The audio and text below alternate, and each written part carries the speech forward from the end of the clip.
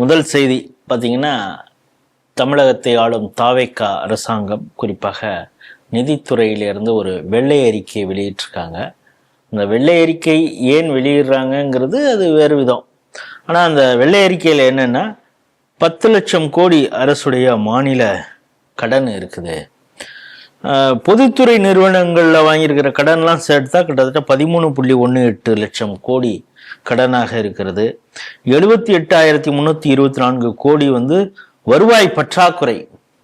வரலாற்றிலே இதுவரை இல்லாத உச்சத்தை தொட்டு இருக்கிறது தமிழக அரசு. அந்த அளவுக்கு திமுக விட்டு போயிருக்கிறது அப்படிங்கிறதும், 5.45% மாநில மொத்த உள்நாட்டு உற்பத்தி மதிப்பில் சொந்த வருவாய் மிக குறைந்த அளவு தான் இருக்குது.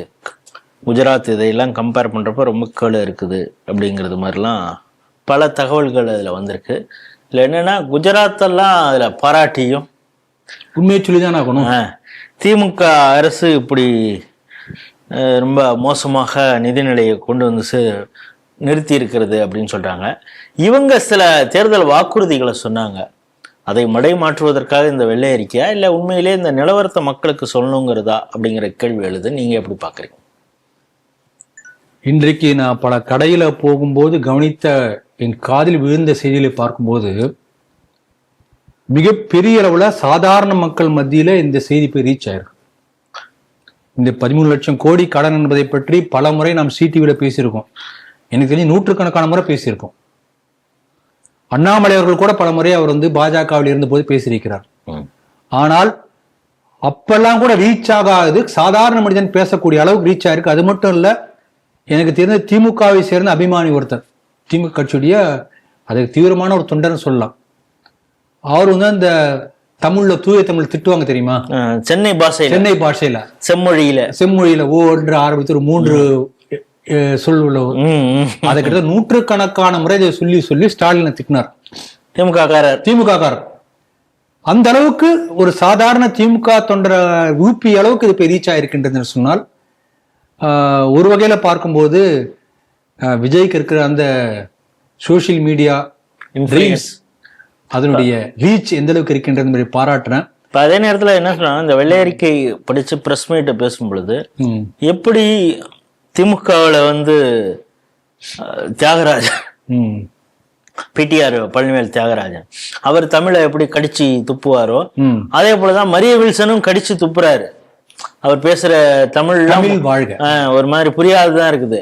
ஆனாலும் கூட அது மக்களுக்கு போய் சேர்ந்திருக்கிறது அப்படிங்கிற பார்க்கும்போது, யார் சொல்கிறாரு அப்படிங்கறத பொறுத்துதான் இருக்குது. என்ன சொல்கிறாரு என்பது யாரும் தமிழக மக்கள் கவலைப்படல.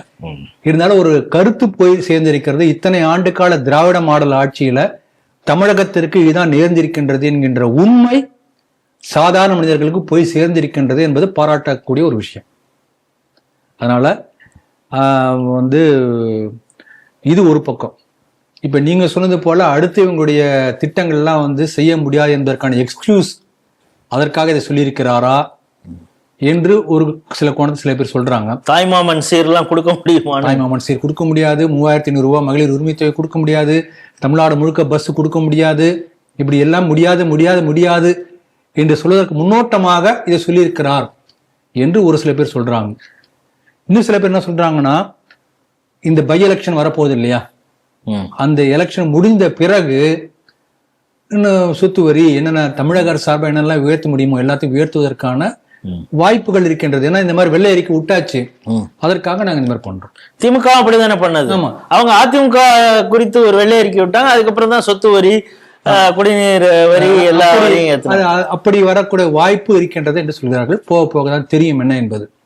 ஆனா ஒரு விஷயம் என்னன்னா, இதை மையமாக வைத்து இந்த இலவசங்கள் ஃப்ரீபீஸ் கலாச்சாரத்தை ஒழிப்பதற்கான முயற்சிகளை விஜய் அரசு எடுத்தால் நான் அதை வரவேற்பேன்.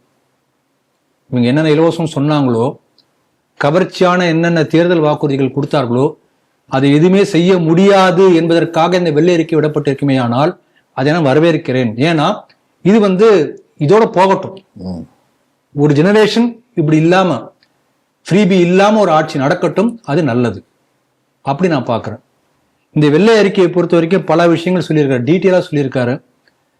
அதுல பாத்தீங்கன்னா பாருங்க, 22.8% வட்டிக்கே கொடுக்குறோம், 64.4% சம்பளம் பிளஸ் பென்ஷன் கொடுக்குறோம், அப்போ 100 ரூபாய் நம்ம வந்து தமிழக அரசுக்கு வருமானம் வந்ததுன்னா அடுத்த வளரணும் இல்லையா, வளர்ச்சி, அந்த வளர்ச்சிக்காக செலவு பண்ணக்கூடிய தொகை 100 ரூபாயில 14 ரூபாய். எப்படி வளரும்? வட்டிக்கே எவ்வளவு கட்டுறோம் பாருங்க. ஆக இப்படி பார்க்கும்போது சர்ப்ளஸா உபரியா இருக்கக்கூடிய மாநிலம், பட்ஜெட் வந்து போட்டு எக்ஸ்ட்ரா பணம் இருக்கு. குஜராத் அப்படிதான் இருக்கிறது. மிக மெல்லிய அளவுல, அதாவது அந்த டெபிசிட் ரொம்ப கம்மியா இருக்கு. மினிமம் இப்படி இருக்கக்கூடிய மாநிலம் கர்நாடகா, மகாராஷ்டிரா. நாட்டிலே தலைகீழ் இடத்துல ரொம்ப மோசமாக திவால் ஆகக்கூடிய ஸ்டேஜில் இருக்கக்கூடிய மாநிலம் தமிழகம். இது அவர் சொல்லியிருக்கார். அவர் சொன்னது 4-5 விஷயம் என்னன்னா, முதல் விஷயம் நம்ம கவனிக்கக்கூடிய முக்கியமான விஷயம் என்னன்னா, பாருங்க 58,000 கோடி கிட்டத்தட்ட அந்த அளவுக்கு வந்து லீக்கேஜஸ் மூலமாக என்று ஒரு வார்த்தை பயன்படுத்தியிருக்காரு. அதான் நம்ம எப்படி புரிஞ்சுக்கணும்னா, நிர்வாக சீர்கேடு சொல்லலாமா, அலட்சியம் சொல்லலாமா, பர்பஸாக இது மாதிரி வேண்டுமென்றே வந்து பணம் களவாடப்பட்டு கள்ளக்கணக்கு எழுதப்பட்டு என்று சொல்வதா, லஞ்சமா, ஊழலா, அது எப்படி வேணா எடுத்துக்கலாம். ஏன்னா வெள்ளை அறிக்கையில இந்த மாதிரி வெளிப்படையா வந்து லஞ்சம் ஊழலுக்காக சொல்ல முடியாது. அதனால அது இந்த மாதிரி ஒரு நாசுக்கான வார்த்தைகளை சொல்லியிருக்கிறார். அப்ப கிட்டத்தட்ட 58,000 கோடிங்கிறது ஒரு சாதாரண ஒரு அமௌண்ட் இல்லை. இவ்வளவு பெரிய அமௌண்ட், அவ்வளவு பெரிய தொகை வந்து இந்த மாதிரி லீக்கேஜ் ஆகி போயிருக்கின்றது சொன்னால், அடுத்து அதே போல லீக்கேஜ் ஆகாமல் போவதற்கு என்ன, அதை அடைப்பதற்கான என்ன ஏற்பாடு, அது அப்படி செஞ்சதுக்கு மேல யார் என்ன நடவடிக்கை எடுக்க போறீங்க, இதெல்லாம் சொல்லணும் இல்லையா? அதை பற்றி ஒன்றும் சொல்லலை. அதெல்லாம் சொல்லுவார், நான் எதிர்பார்க்கிறேன். அடுத்தாவது சொல்லணும் அவர். அதே போல பாருங்க, கனிம வளத்தின் மூலமாக எத்தனை கனிம வளங்கள் தமிழ்நாடு முழுக்க இருக்கும். கனிம வளத்தை it's very rich in state. இப்படி பீகார் போலவோ மற்ற மத்திய பிரதேஷ் போலவோ கனிம வளங்கள் ரொம்ப அதிகமாக இருக்கக்கூடிய மாநிலம். ஆனால் இந்த அளவுக்கு கனிம வள சுரங்களோ ஒப்பிடும் போது அதை கம்பேர் பண்ணி காட்டுறாரு. கனிம வளத்தின் கூட வரக்கூடிய வருமானம் வந்து ரொம்ப குறைவா இருக்கு. அப்ப மிச்சம் எங்க போகுது? கனிம வளத்தை தோண்டி எடுக்கிறாங்க, அவ்வளவு வருமானம் வரணும், ஆனா வரல. அப்ப கணக்கில் வராத இந்த பணம் எங்கே போகிறது? இதுல கேள்வி. இது சுட்டி காட்டி இருக்கிறார். அடுத்த நடவடிக்கை எடுப்பாரா? இதான் நம்முடைய கேள்வி. அதே போல இன்னொரு விஷயம் சொல்லியிருக்காரு. 1956 2020 வரைக்கும் 56 தான் தமிழ்நாடு உதயமாகிறது.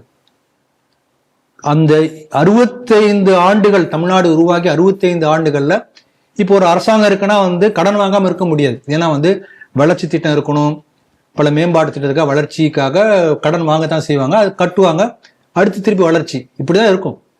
ஆனால் இந்த 65 ஆண்டுகள்ல தமிழ்நாடு எந்த அளவுக்கு கடன் வாங்கியதோ அதே அளவு கடன் இந்த 5 ஆண்டுகள் மட்டுமே ஸ்டாலின் ஆட்சியில் வாங்கப்பட்டிருக்கிறது. இதான் அது சொன்ன முக்கியமான பாயிண்ட். இது வந்து ஹைலைட் பண்ணி பார்க்க வேண்டிய விஷயம். அப்ப நம்ம கேள்வி என்னன்னா, அப்படி பார்க்கணும்னா 65 ஆண்டுகள் என்ன வளர்ச்சி, அதே வளர்ச்சி இந்த 5 ஆண்டுகள் இருக்கணும். வரல இல்ல? அப்ப அந்த பணம் எங்க போச்சு? கடன் எதுக்கோ வாங்குறீங்க பாருங்க. ஒரே ஒரு சின்ன உதாரணம் மட்டும் எடுக்கிறேன். இப்போ வந்து டிஎன்இபிக்கு மட்டும் 2,47,000 கோடி கடன். இது ஒரு ஸ்டேட்மெண்ட், அவ்வளவுதான். இதுக்கு பின்னாடி ஊனுக்கு பின்னாடி நம்ம பார்க்கணும். இப்ப டிஎன்இபிக்கு எப்படி அவ்வளவு பெரிய கடன் வருது? இப்ப பாருங்க, நிலக்கரி வந்து தரம் குறைந்த நிலக்கரியை வாங்கி தரம் வாங்கி நிலக்கரியுடைய காசு பே பண்ண மாதிரி கணக்கு எழுதி அந்த பணம் எங்கே மடைமாற்றம் செய்யப்பட்டது? இது ஒரு பக்கம். டன் டன்னா ஒரு கப்பலா அது நிலக்கரியே காணோம் என்று சொல்லி, அது இருந்த ஹார்ட் டிஸ்கும் காணோம் என்று சொல்லி, அப்ப எவ்வளவு பணம் போயிருக்கு பாருங்க, இல்லைங்களா? இப்ப டிரான்ஸ்ஃபார்மர் 6 லட்சத்துக்கு வாங்க வேண்டிய டிரான்ஸ்ஃபார்மர் 15 லட்சம் ரூபாய் கொடுத்து வாங்கியிருக்காங்க. அப்ப ஒவ்வொரு டிரான்ஸ்ஃபார்மருக்குமே 9 லட்சம் மக்கள் படிப்பணும். அப்ப இப்படியெல்லாம் வந்து செலவை கூட்டி அந்த பணம் எங்க போச்சுன்னு தெரியாது, நமக்கு தெரியும், அனுமானிக்கலாம், எங்க போயிருக்கு நம்ம அனுமானிக்கலாம். அப்ப இபி மூலமாக மட்டுமே வந்து உங்களுக்கு வந்து 2,47,000 கோடி கடன் வந்திருக்கிறது. இப்படி ஒரு டிபார்ட்மெண்ட், டிரான்ஸ்போர்ட் டிபார்ட்மெண்ட். இப்ப ஆம்னி பஸ் அவன் வந்து இலவச பஸ் உடலும் விடுங்க, ஒயிட் போர்டு சர்வீஸ் மேல இலவச பஸ் உடலை இருந்தாலும், யாராவது ஒரு ஆம்னி பஸ்காரன் வந்து இன்னைக்கு கம்பெனி ஆரம்பிக்கிறான், ஆம்னி பஸ்ஸுக்கு இதே போல எக்கச்சக்க டாக்ஸ் போடுறான் இல்லைங்களா? அந்த டாக்ஸையும் கட்டிட்டு அவன் வந்து அடுத்த வருஷம் 200 பஸ் வாங்குறான், அதுக்கு அடுத்த வருஷம் 200 பஸ் வாங்குறான். ஆனால் டிரான்ஸ்போர்ட் டிபார்ட்மெண்ட் ஒவ்வொரு வருஷம் நஷ்டத்திலேயே காமிக்கிறாங்க. எப்படி? அப்ப எந்த அளவுக்கு நிர்வாக சீர்கேடு இருக்கிறது, அந்த நிர்வாக சீர்கேடு மூலம் எங்க பணம் எங்க போயிட்டு இருக்கு, லீக்கேஜ் ஆகி. அது எப்படி தடுக்க போறாரு? ம். அது தடுக்காட்டி இதே வெள்ளை அறிக்கை அடுத்த 100 ஆட்சியில் வரும், அவ்வளவுதான். ஆகவே இப்போ உங்களுக்கு டெஸ்ட் பண்ணிருக்கான்னு வச்சுக்கோங்க, டாக்டர் ஃபுல் பாடி செக்அப் 5000 ரூபாய் கொடுத்தீங்கன்னா பேக்கேஜ், ம். அதுல எல்லாம் சொல்லிடுறாங்க, எல்லாம் இது இருக்கு, இங்க கோளாறு இருக்கு, லிவர்ல இந்த பிரச்சனை, ஹார்ட்ல எல்லாம் சொல்லிட்டாங்க. ஸ்கேன் ரிப்போர்ட் மட்டும் வந்தா போதுமா? அடுத்து என்ன பண்ணணும்? அடுத்து அதை எப்படி சீர் செய்வது என்பதற்கான நடவடிக்கையில் இறங்காவிட்டால் இந்த வெள்ளை அறிக்கையால் எந்த பயனும் இல்லை. அதனால அதை செய்வார் என்று எதிர்பார்க்கிறேன். செய்தால் இது ஒரு மாற்றத்திற்கான ஒரு வெள்ளை அறிக்கையாக பார்க்கலாம், இல்லாட்டி ஒரு கண் துடைப்பா பார்க்க முடியும்.